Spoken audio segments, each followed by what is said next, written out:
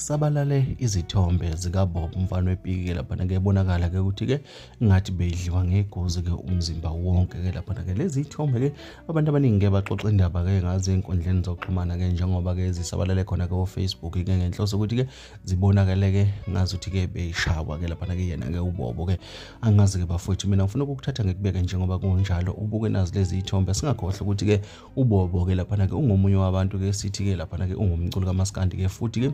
owaziwa kakhulu endimeni ethe njalo ngumculi ke kwaba ke inkulumo ke zike sasabalala enkundleni zokuxhumana ekhombisa ukunganami kwakhe esingazi ke noma ke leso senzo sokunganama ke yiso esingamholela ke ekuthini ke abe kanje kulezi ithombe enguvezele zona ke la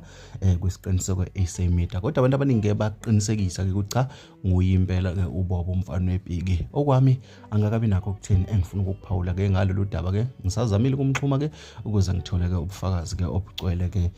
balwezi ithombe ke lapha ke kodwa ke abantu abaningi sebayiqinisekisile ke lapha ke ukuthi cha nguye Mfanawepiki ke lapha ke bezimuhla nje ngeGuzzi ke noma ngentalapho ke lapha ke insizwa njengoba ke ehuduleke phansi nje esingazi ke bafowethu ukuthi ke uma kungiyena ngempela lo lento biyenzelwani bafowethu into ebhlungu kangaka kodwa ke mina ngisafuna uvo lwakho lokuthi awuhlahlele ke mbole samakhanda umuhlaziye ubukusise ugeqa amagula ubuke ukuthi ngabe yena na uBobo uMfanawepiki lo noma cha ngizobe sengibuya ke nayiphelele ngikuthathe ngubeke ngokwesigameko ukuthi ke kwenzakaleni